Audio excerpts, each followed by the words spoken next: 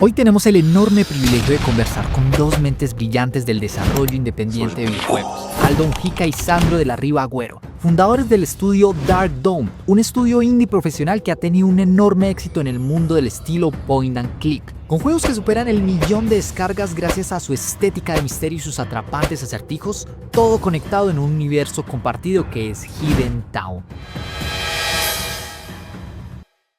¿Cómo están? Hola. Hola, ¿qué tal? ¿Cómo estás? Muchas gracias por sacar el espacio para esta entrevista.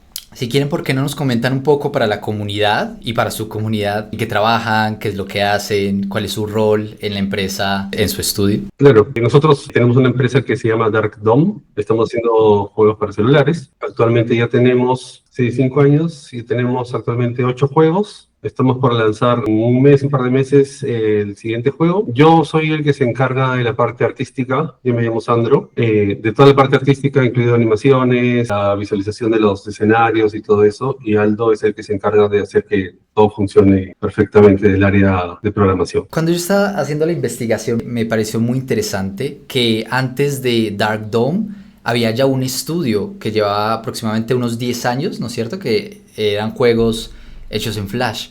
¿Por qué no nos comentan un poco cómo fueron esos primeros años de Inca Games y qué te motivó en este caso, Aldo, a arrancar este proyecto? Bueno, antes que nada, gracias por la entrevista. De verdad, no nos entrevistan mucho, así que se agradece un poco para dar a conocer nuestro trabajo. Es importante a veces llegar a más personas que no nos conocen. Sandro, como bien dijo, él se carga de la parte artística, las animaciones, pero también debo mencionar que Sandro también es el que crea la historia, el que crea los personajes. Todo el mundo de Dardon, la invención de Hidden Town, ha nacido del cerebro, de la cabeza de Sandro. Sandro es el genio, digamos, de la historia, ¿no? Yo la verdad, a ver, comento un poco el tema de Inca Games.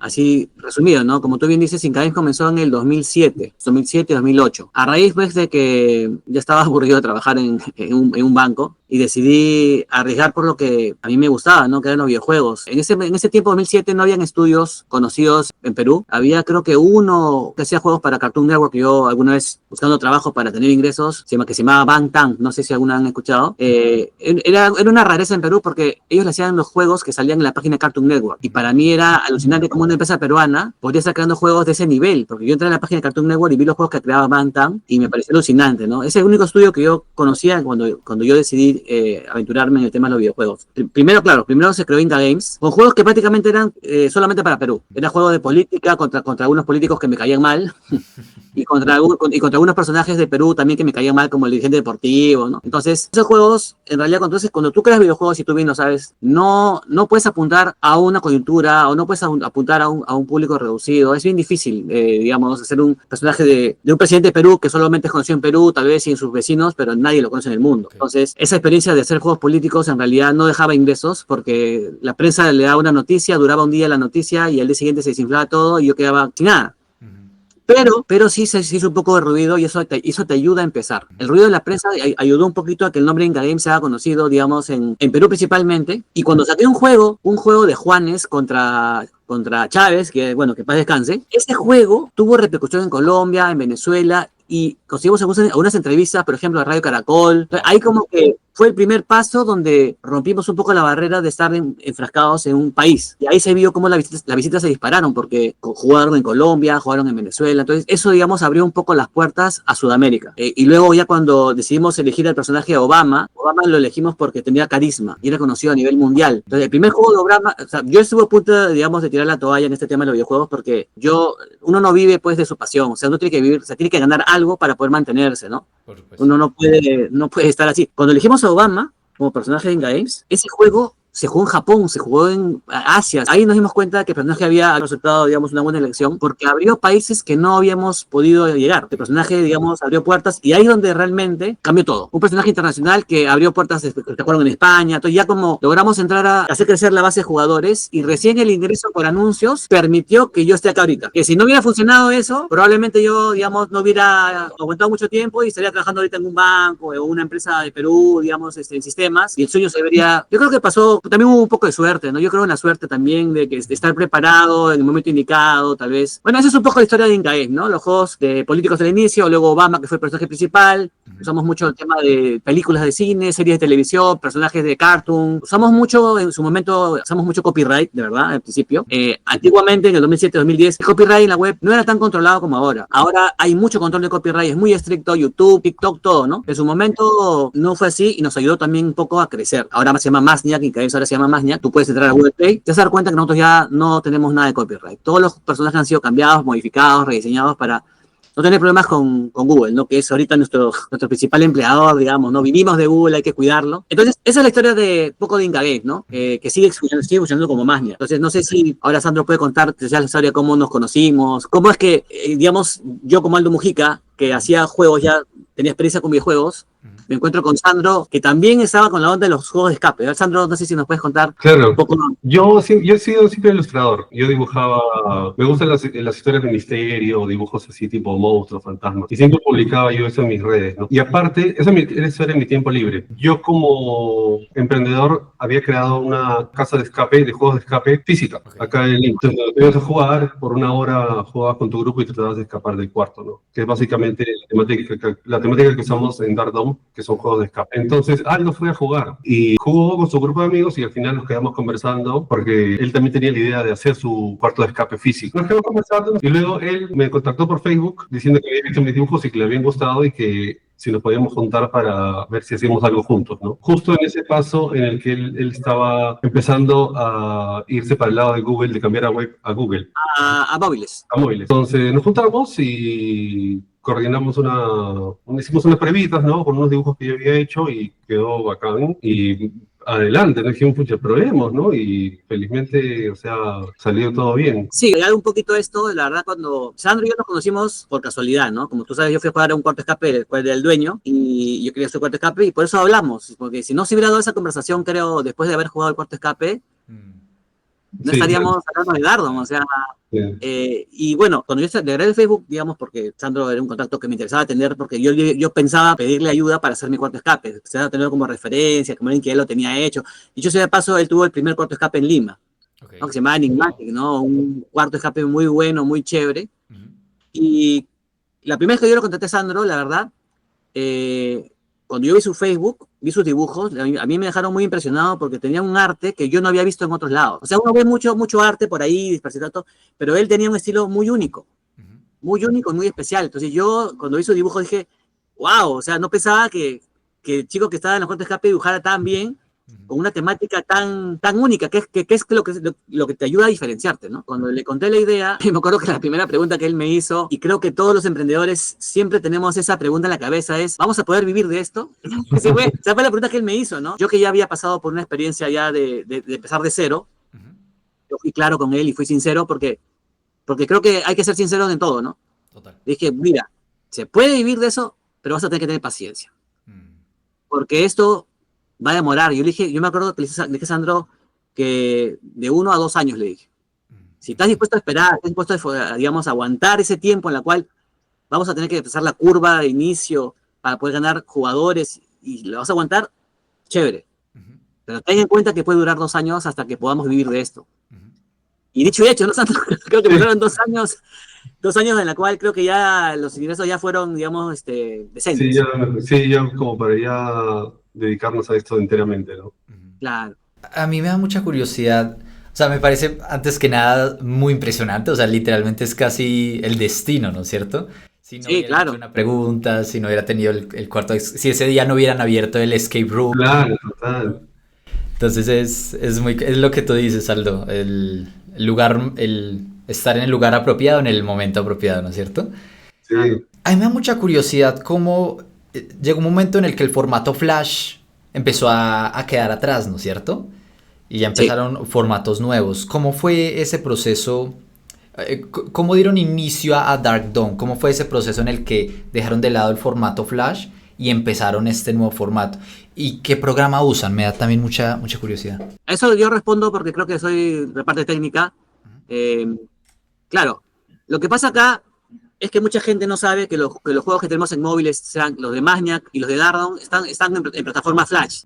Solamente que mucha gente no sabe la parte técnica que hay detrás, porque la gente cuando habla de Flash se acuerda mucho de esos juegos populares que se jugaban en web, que eran juegos casuales, juegos para matar al rato, ¿no? Esos son los juegos Flash en la mente ahorita de las personas que tenemos más de 30 años o más de 25 años, porque ahorita tú le hablas de juego Flash a alguien que tiene 15 años o 20 años, no sabe qué es eso. Probablemente no se ubique muy bien en el tiempo. Entonces, Flash es una, bueno, ahora Adobe Animate, porque en su momento fue Macromedia Flash, luego fue Adobe Flash, luego fue Adobe Animate, ¿no? Es una herramienta muy potente, muy fácil de usar, muy versátil, pero que ya, digamos, cada vez hay menos programadores que la usan. Cada vez somos menos, y cuando Sandro me preguntó, me dijo, ya, bacán, está bien, pero ¿qué vamos a usar? Sandro, que es mucho menor que yo, creo que me habló en su momento de Unity, ¿no? Que es lo que sonaba, ¿no? Entonces yo le expliqué que se podían hacer en Flash, entonces Sandro tuvo algunos reparos, me preguntó que si había escuchado lo que todos habían escuchado, ¿no? Que Flash está muerto, que ya RIP Flash. Entonces tuvo esa preocupación y yo le expliqué que todavía se podía usar la herramienta para desarrollar en móviles, que había soporte de Adobe.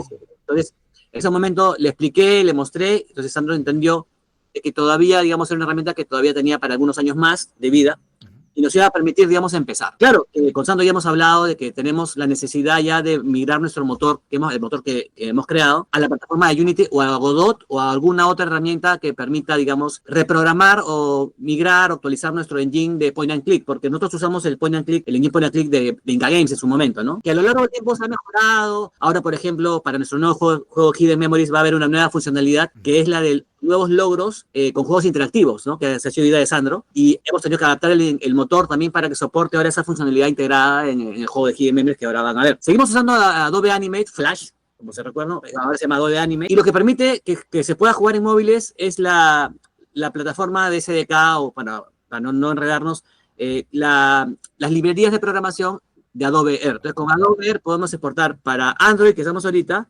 y muy pronto, ya este año, ya promesa que tengo que cumplirle, Sandro, que vamos a salir en iOS para este año. Es algo que la gente está pidiendo muchísimo y vamos a honrar esa promesa que hemos hecho para este año, ¿no? Entonces, la respuesta es Adobe Animate, y los juegos Flash murieron en su momento. De hecho, nosotros en Dardon publicamos, ¿te acuerdas, Sandro, algunos trailers en web? ¿Te acuerdas? Sí, claro. Hubo dos trailers de Dardon que se podía jugar en la web. Sí, cuando todavía estaba permitido, pero ya estaba ahí a punto de morir. Sí, estaba ahí agonizando Flash. Y eso, ¿no? O sea, ahorita es una herramienta que nos viene bien ahorita para lo que queremos en ese momento, pero sí, están nuestros planes ya migrar el motor a realmente una herramienta ya más moderna, ¿no? Unity, Godot o alguna otra que salga.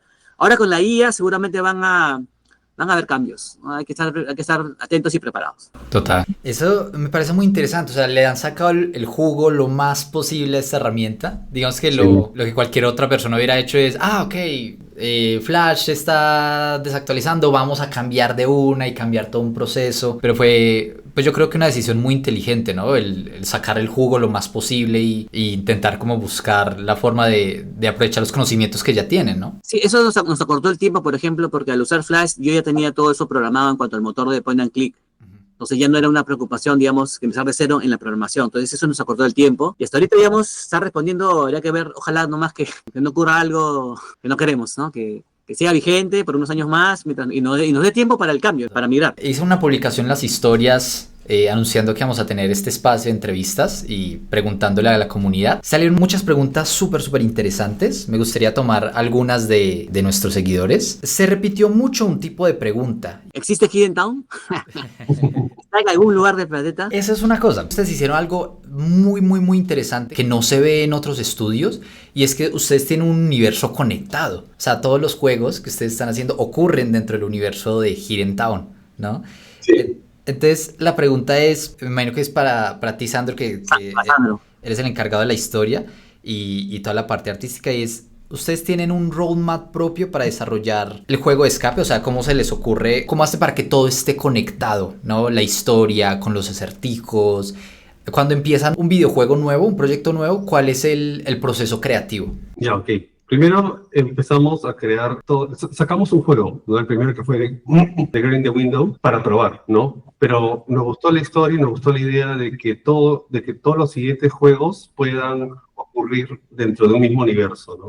Entonces creamos este pueblo que era Hidden Town y le empezamos a poner, queríamos que sean historias paralelas, no necesariamente interconectadas, pero sí que ocurren en el mismo lugar que es un pueblo misterioso. Pero eventualmente nos ocurrió que podríamos jalar alguna conexión, un personaje de aquí, ponerlo acá, alguna parte de esta historia mezclarla con esta, entonces empezó a armar así una maraña de situaciones que encajaban, ¿no? Y eso, a la gente eso le ha gustado un montón. Me encanta también hacer la idea justo al momento de crear las historias, ver dónde puedo conectar, ¿no? Entonces siempre trato de este personaje que estaba acá, ponerlo acá para que haga otra acción que lleve a otro juego y a otra y se abra más la red de historias. Sí, es muy interesante. Sí, entonces eso es al principio de cuando empezamos un juego nuevo, crear la historia que esté en cierta forma interconectada, ¿no? Que esté súper interesante. Y luego de eso se pasa al desarrollo de los puzzles, de los enigmas, de los acertijos, de ¿no? Qué va a ser en cada juego. Ahorita que vamos a empezar un juego nuevo, la historia ya está creada, ahora viene el desarrollo de los puzzles, que eso lo hacemos por separado, ¿no? O sea, tiramos ideas de, acá puede ser un puzzle donde, no sé, un pájaro pique un árbol y encuentre una llave, ¿no? En el árbol. Y así como estos, un montón, es una lista de varios, y luego de esto viene la parte de acomodar cómo encaja cada juego. Los tiro por separado y luego veo, este acá, que por lo general, ahora lo que estamos haciendo es separarlos por niveles, cosa que antes no hacíamos porque antes era, digamos, una casa grandaza, una casa bien grande, donde el personaje podía navegar por toda la casa, entonces eso a mí se me complicaba mucho armar la idea de que todo encaje. Si hacemos, por ejemplo, un edificio y que juegas el piso 1, el piso 2, el piso 3, puedo, digamos, separar cada piso como un nivel, un juego independiente. Que se conecte con la historia, pero que sea una parte más pequeña, ¿no? Para mí desarrollarlo así es mucho más fácil que una cosa entera, ¿no? Entonces cada nivel tiene un puzzle principal, que es el que te da paso al siguiente piso, por ejemplo, al siguiente nivel, y todo eso se arma con todos los otros puzzles que están en ese nivel, que te dan dando pequeñas pistas para que al final puedas resolver eso y luego continuar con el otro piso, ¿no? En todo caso, si no son pisos, puede ser, por ejemplo, juegas un recuerdo, juegas un sueño, juegas en una casa y en otra casa, entonces así más o menos separamos niveles, ¿no? Y luego de tener ya toda esa lista armada es hacer una guía completita, extensa y detallada de todo lo que va a ocurrir en el juego. Y luego ya empezar a derivar a los dibujantes, a los programadores, quién va a hacer cada cosa, ¿no? Realizar todos los dibujos, las animaciones, sonidos, música, todo eso ya, hasta que ya se termina de juntar todo, ¿no? Ese es el proceso. Entiendo, es muy interesante, es como que, claro, porque tomar toda la imagen panorámica debe ser muy abrumador, ¿no? Pero sí, es muy difícil. me llama mucho la atención algo que comentaste, Sandro, y es que, claro, luego se lo pasas a los programadores, a los ilustradores. A mí mi pregunta sería, ¿cuántos son en este momento en el equipo de Dark Dome? En la parte gráfica, soy yo que soy el director de arte, que es el que viendo más que nada personajes, también veo los storyboards, veo toda la dirección del arte, de cómo se va a ver la escena, desde qué ángulo, ¿no? Las animaciones, cómo van a funcionar, ¿no? Cómo se van a mover. Y tengo un equipo en algún momento nos apoyan 2, nos apoyan 3, en el juego entero nos han apoyado 4 dibujantes, que cada uno tiene su tarea, ¿no? Claro, la parte de programación, igual, ¿no? Yo soy el que dirige la parte técnica, yo le doy, digamos, mantenimiento al motor de point and click. Lo bueno es que ese motor de point and click lo hemos creado nosotros, entonces nosotros podemos hacer, deshacer, quitar, lo que necesitemos, yo lo agrego al motor y no dependo, digamos, de una compañía de terceros que me tenga que dar una nueva versión, porque eso sería más complicado. Entonces tenemos esa flexibilidad para tener una respuesta rápida ante cualquier necesidad que la historia lo merite. Entonces ahorita, digamos, estamos yo como el líder técnico y tenemos un pool de más o menos 6 programadores, 7 programadores freelancers, pero que se encargan de Dark Dome, de Masniac. Ahorita estamos con una nueva empresa que es HoloQuest, que es hermano de Sandro, Francisco, con el cual también estamos empezando a hacer juegos. Ya tenemos 2 juegos creados que también son muy buenos. Wow.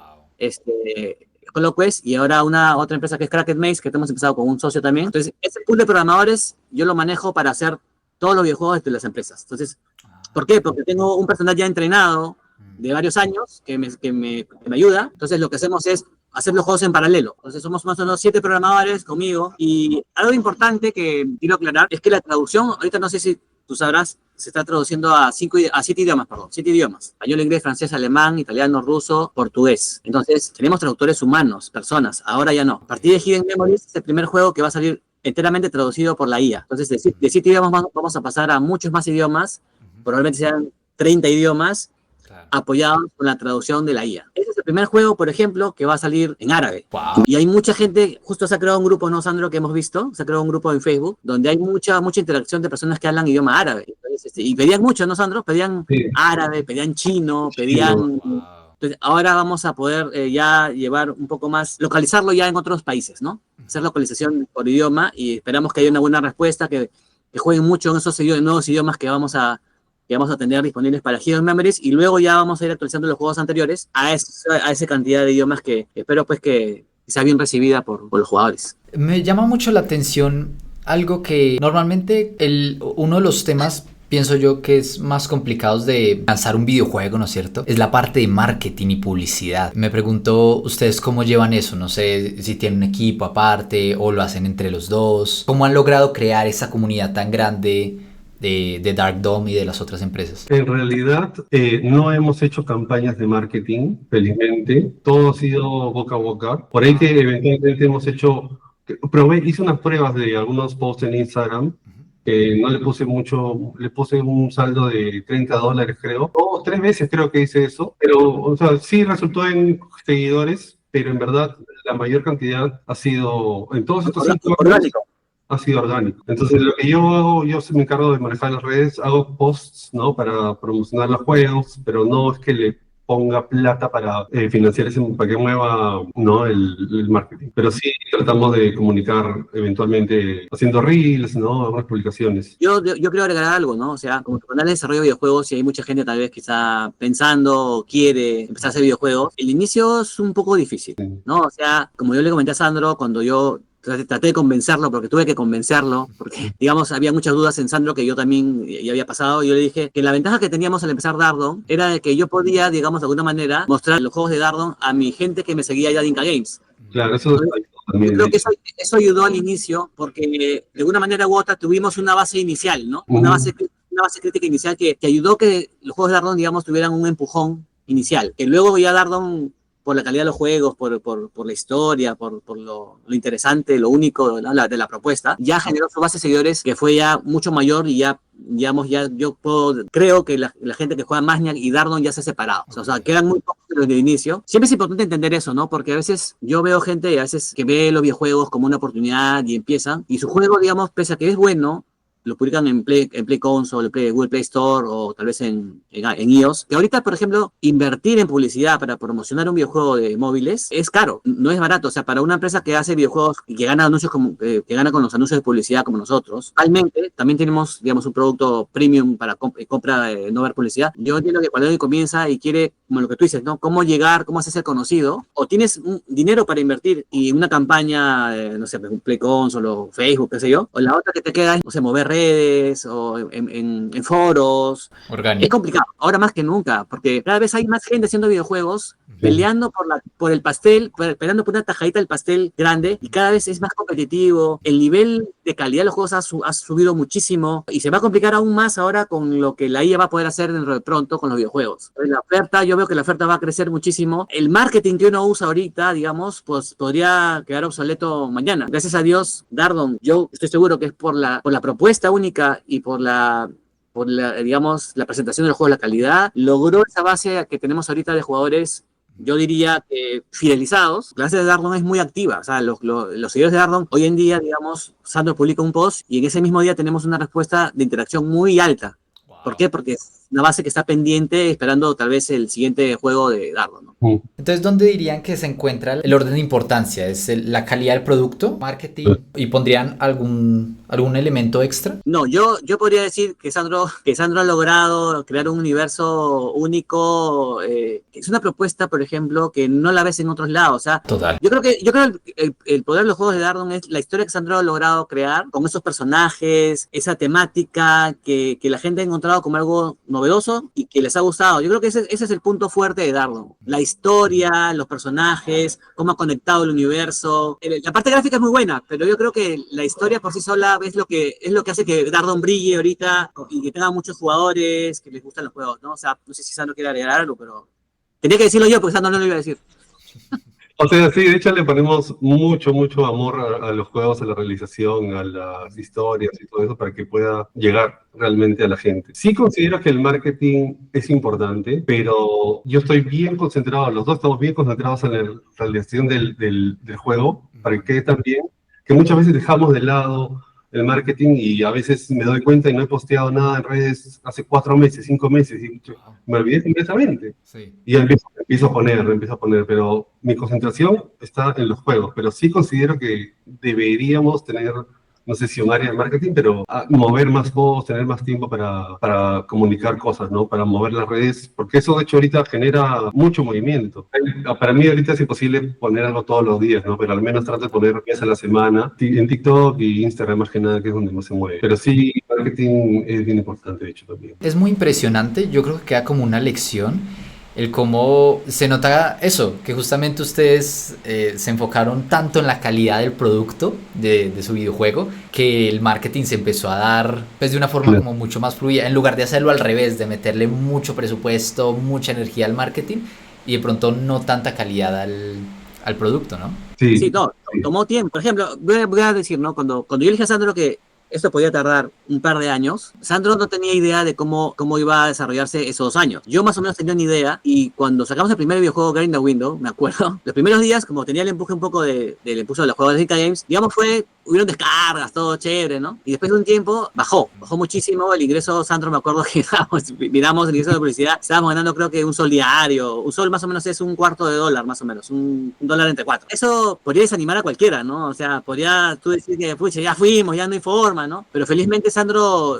y yo entendimos que era un tema de seguir ofreciendo un producto sin importar los resultados a corto plazo, ¿no? Felizmente nos enfocamos a mediano y largo plazo y Sandro lo entendió muy bien cuando lo conversamos. Recién más o menos al tercer juego, Sandro, me equivoco, ¿no? En Nowhere House fue ya donde la propuesta caló. Nowhere House fue el tercer juego, después de Girl in the Window y Unwanted Experiment, donde ya la base de jugadores, digamos, se expandió mucho más rápido. Sí. Nosotros no somos marketing, como bien dijo Sandro. Entonces, nosotros comenzamos a hacer trabajos y esperar. Y ser pacientes a que el producto de boca en boca se lo recomienden. Y eso fue lo que sucedió en 2 años. O sea, esperamos 2 años. Y eso creo que de alguna manera tiene beneficios en conseguir, digamos, jugadores orgánicos, porque son los que van a jugar y te van a recomendar. Porque esos que llegan porque una campaña pagada de marketing, probablemente llegan porque todos pagados, se suscriben y todo, pero no tienen la fuerza de un jugador que llega y se queda porque le gustó. Es muy distinto. Es muy, muy diferente.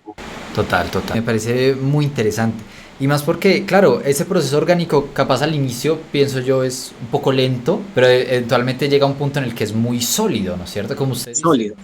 No es como Sí. que pagan y en el momento de que dejen de pagar, pues ya no llegan más. Pero en cambio, como tiene una comunidad fiel que los sigue, es como dice Sandro, pasarán 4 meses en no publicar un post, pero apenas lo publiques, pues tiene mucho impacto, ¿no? Claro, sí. Aquí tengo una pregunta de la comunidad. Creo que me gustaría empezar a enfocarme un poco más en estas, en lugar de las que tengo preparadas para que alcancen a responderlas. Tengo una que me parece muy interesante, es de Raúl, y es, antes de crear un juego, ¿estiman las ventas que va a tener para según eso invertir? ¿O cómo organizan esa parte financiera? No, en realidad, como ya seguimos sacando juegos, ya no podemos parar. O sea, así digamos, no podemos predecir la parte financiera. Es muy, muy, muy difícil porque es muy variable, muy, muy variable. Pero ya tenemos, o sea, en la inversión que siempre venimos haciendo es dibujantes y programadores. Entonces, es la que venimos haciendo siempre y esperamos con toda la fe que nos va a ir súper bien con el juego que venga. Que felizmente siempre ha sido así, cada vez que sacamos un juego, mejoran las cosas y al final el retorno de inversión es bueno, ¿no? Entonces, no podemos medir, digamos, cuánto nos va a retornar desde un principio. Eso hasta ahora no sabemos cómo medir eso. Sí, predecir las ventas o los ingresos por publicidad no es tan difícil ahorita, digamos, no es tan difícil ahora, porque ya tenemos varios juegos y más o menos tenemos una idea de lo que vamos a esperar de un juego en base al tamaño del juego que tenemos con otros juegos de tamaño similar que ya hemos sacado en el pasado, ¿no? De hecho, digamos, creo que eso ha impactado a todos, o sea, los ingresos por publicidad han bajado para tanto creadores de contenido, o desarrollo de videojuegos, no como hace 2 años, 3 años que posiblemente cosa estaba mejor. Pero igual más o menos tenemos una idea de lo que podríamos esperar dentro de un rango, ¿no? Y ahora, algo también que creo que también querías tú que precisemos, es que si el videojuego que vamos a crear lo acotamos o el tamaño del videojuego depende de lo que esperamos del videojuego. En realidad, el videojuego que hacemos es ese videojuego, digamos, de la historia de Sandro, y si el videojuego de Sandro no se mide al momento de crear la historia. O sea, hay una frase que es, uno tiene 2 caminos, ¿no? O hace lo que puede o hace lo que quiere. Yo creo que hemos estado haciendo lo que hemos querido, digamos, a veces la historia sale un poco larga y normal. O sea, si el juego sale más largo de lo que habíamos planeado, en beneficio de la historia o del gameplay o la experiencia de juego de los jugadores, yo creo que no lo acotamos. Simplemente sale como Sandro lo ha imaginado, lo quiere crear. Y a veces, por ejemplo, hay juegos que salen más largos que otros, ¿no? Algunos más largos que otros.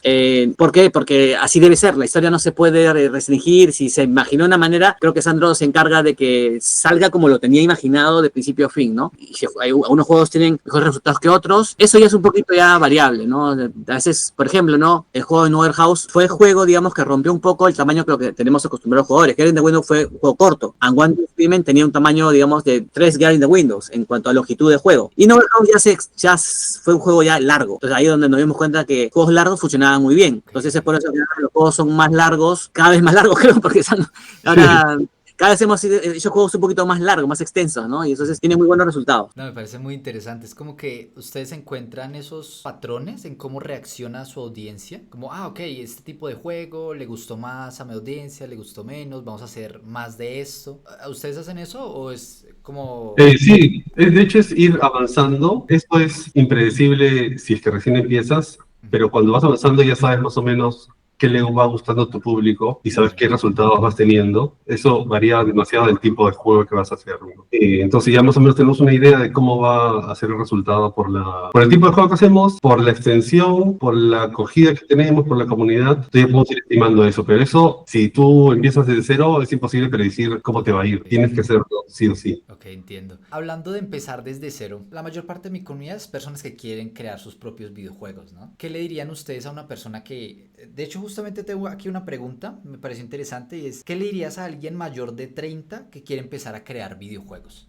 hoy en día? A lo mejor se queda pensando mucho en si lo hago o no lo hago, o sea que lo hago, porque no hay otra forma de poder ver si te va a resultar si es que no lo haces. Si no, se va a quedar solo en idea, no va a ni siquiera a existir. Entonces lo tiene que hacer de todas maneras. Lo otro sería que a lo mejor para empezar trate de no poner muchos recursos o mucha inversión al principio, ¿no? Como nosotros empezamos, básicamente yo y Aldo, los dos, o sea, en la parte gráfica al menos, yo me encargaba de absolutamente todo y eso es más medible porque no tienes ese gasto de dibujantes, ¿no? Por ejemplo, en la parte gráfica. Eso ya puedes decir. Lo otro también sería el primer juego que saques, corto. O sea, tiene que ser corto para que puedas medir el resultado, ¿no? Porque si te mandas a hacer un juego que te tarda hacer 1 año y lo haces súper largo y no te funcionó, entonces... Nuestro primer juego que sacamos era bien corto, que era más tipo prueba. Lo podías jugar en 1 hora, ¿no? Lo pasabas. Si lo jugabas desde el principio sin saber nada, en 1 hora lo pasaba. Pero nos sirvió un montón porque entendimos que sí podía tener aceptación y el camino que podemos seguir a partir de eso, ¿no? Pero, o sea, sí, tiene que ser corto y hacerlo sí o sí. Y por su propio medio de ser posible. Qué bueno, qué excelentes consejos, Sandro. Yo podría decir que se puede empezar más de los 30 porque yo empecé a los 34 años. Empecé a los 34 años. A los 34 años empecé Inca Games. Así que se puede. Sí se puede, ¿no? Soy la prueba viviente de que se puede. Sí, claro. Nada, igual agregar lo de Sandro, se puede hoy en día, pero mi consejo, bueno, también supongo que Sandro también lo tiene pensado así, es que no te enfoques mucho en cuánto vas a ganar. Que no sea tu principal preocupación. O sea, quiero hacer videojuegos porque sé que da dinero. Si lo enfocas de esa manera, disculpen por el video, chicos, acá, si se cerca del aeropuerto. Si lo enfocas de esa manera, si tu enfoque es, yo sé que los videojuegos dan dinero y quiero hacer videojuegos porque dan dinero, es un enfoque mal planteado. Tú tienes que hacer videojuegos porque te gustan los videojuegos, porque quieres crear videojuegos y quieres que otros se diviertan jugando tus creaciones. Quieres experimentar eso porque lo vas a hacer bien, porque cuando lo haces por gusto, lo haces por vocación, el dinero llega con el tiempo, siempre y cuando seas constante, ¿no? O sea, si es así, te va a ir bien. Hoy en día, claro, ya hay otras variables, hay mucho más competencia y todo, pero también hay que ser inteligentes al momento de empezar, como bien dijo Sandro, ¿no? Hay que tener en cuenta, y no tienes que inventar la rueda. Pregúntale a ChatGPT los consejos para empezar y te va a dar ya un resumen de lo que no debes hacer. Por ejemplo, Sandro dijo, ¿no? No puedes tener un proyecto ambicioso al inicio, ¿no? Porque vas a morir en el intento. O sea, salvo que tengas mucho dinero para contratar gente, seas, no sé, un millonario, ¿no? Que tengas recursos ilimitados, pero creo que no es el caso de la mayoría. Entonces tienes que ser inteligente inteligente al momento de empezar un proyecto corto, no seas ambicioso porque eso puede jugarte en contra. Luego de eso también, digamos, si tienes un trabajo, si trabajas para alguien, ten cuidado de no renunciar como yo lo hice, porque yo renuncié sin saber cómo iba a generar ingresos. Yo creo que puedes hacer un intermedio, ¿no? O sea, puedes hacer una transición, digamos, dedicarte a tus ratos libres, tener un ingreso fijo con el cual tú puedes vivir, y tus ratos libres comenzar a crear ese proyecto, ¿no? Y poco a poco le vas dando forma, ves el resultado. Va a llegar un momento en el cual los ingresos de tus videojuegos van a ir aumentando y probablemente ya tú decidas dedicar 100% y abandonar tu trabajo, digamos, estable o formal, ¿no? Pero hay que ser muy inteligentes en esa transición porque no puedes renunciar y tirarte a la piscina porque hoy en día es muy riesgoso. Tienes familia menos. Total. Yo creo que hay que elegir el momento adecuado en el cual tú ya puedes dedicarte a esto, porque la idea es que te dediques a esto a tiempo completo, que sea tu forma de ganarte la vida. Esa es la idea, creo, de todo desarrollador de videojuegos, ¿no? Muchas ofertas ya, digamos, de librerías, muchas cosas son gratis, las pagas solamente si vas a hacer un proyecto comercial, para empezar y aprender, están disponibles sin costo. Hay un abanico de posibilidades y usen la IA, porque la IA está haciendo, digamos, las cosas más fácil. La IA te puede hacer programas, te puede hacer módulos, código. Tú les dices, hazme esto y la IA te lo puede realizar. Entonces, va a cortar el tiempo, tal vez, de desarrollo de un videojuego cada vez más. De hecho, constante estábamos evaluando la ChatGPT para poder también crear un poco, soporte a los guiones, ayuda en los guiones. A mí, por ejemplo, me estoy ayudando también en temas de programación bastante. Hay que adaptarse ahora a esta nueva onda de la IA porque se viene con mucha fuerza. No, estoy totalmente de acuerdo. Me parece muy interesante todos los puntos que tocan. En especial, justamente esa parte de que no tiene que ser como las películas, ¿no? Hipoteco mi casa, dejo mi trabajo y me lanzo. Y luego se estrella en el suelo porque no hay pues nada sólido, ¿no? No hay como una estructura, un camino recorrido. Muchachos, voy a hacer las últimas preguntas. Quiero respetar su tiempo al máximo. Entiendo que de pronto ahorita deben tener otros compromisos. Me gustaría preguntarles sobre el futuro de Dark Dome. Entonces, ¿qué se viene para Dark Dome? No sé si de pronto tienen planteados otros formatos, quizás una serie animada, algún cómic, juegos de realidad virtual. ¿Cuál es el futuro de Dark Dome? Ahora el futuro próximo es tener los juegos para iOS, ¿no? Poder jugarlo en Apple. Ahí se compromete. Ese es el futuro próximo y hasta ahora todavía tenemos para mantener el formato del juego y seguir con la historia, ¿no? Por ahí en algún momento pensamos en hacer realidad virtual, pero lo pensamos simplemente. No hemos ido por ese lado. Lo otro que podría hacer también sería expandirlo a Steam, pero más que eso todavía películas.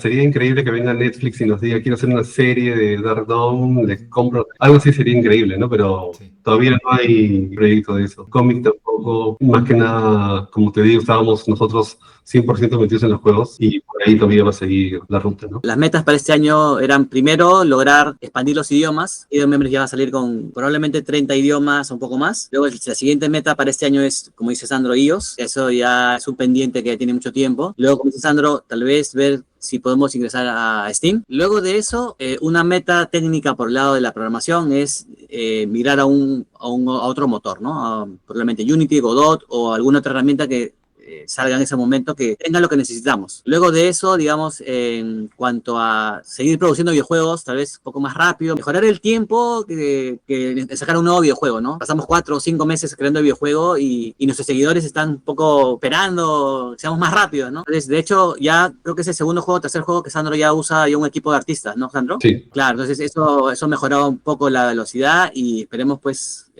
acortar ese tiempo, ¿no? Sandro, Aldo, les agradezco muchísimo su tiempo. Fue muy interesante todo lo que comentaron durante esta entrevista. Antes de terminar, no sé dónde los podemos encontrar, qué último juego están sacando para que las personas vayan a jugarlo. Sí, claro. Bueno, más que nada estamos en Instagram y TikTok. Instagram es lo que más movemos. Nos pueden encontrar como Dark Dome. Ahorita el juego que estamos por terminar se llama Hidden Memories y está por salir. Debería estar inicios de mayo, calculo, a más tardar más o menos. Espero, por ahí aproximadamente. No usamos mucho YouTube más que para promocionar los trailers, así que nos pueden encontrar más que nada en Instagram y TikTok. Perfecto. Unas últimas palabras que quieran decir antes de terminar. Bueno, gracias por la entrevista, de verdad, ha sido muy interesante. Ha sido preguntas muy interesantes también. Que vayan a Play Store y busquen Dark Dome y jueguen los juegos porque de verdad que van a pasar un momento muy entretenido y para los que quieren desarrollar es un trabajo muy bonito, hacer videojuegos, ver cómo te agradecen, ver cómo te escriben, cómo te dan el feedback. Es un sentimiento, una sensación muy bonita saber que tú puedes crear algo que puede dar diversión a otra persona. Y yo recomiendo, tienen ganas de hacerlo, vale la pena el intento, definitivamente. No puedo augurar al 100% que les va a ir bien, pero si lo hacen por vocación y le ponen ganas, tienen muchas probabilidades de que salga bien, que se animen. Bueno, muchachos, de nuevo muchas gracias por su tiempo y nos veremos en otra ocasión. Genial, muchas gracias a ti. Muchísimas gracias. Gracias. Nos vemos. Chao, chao.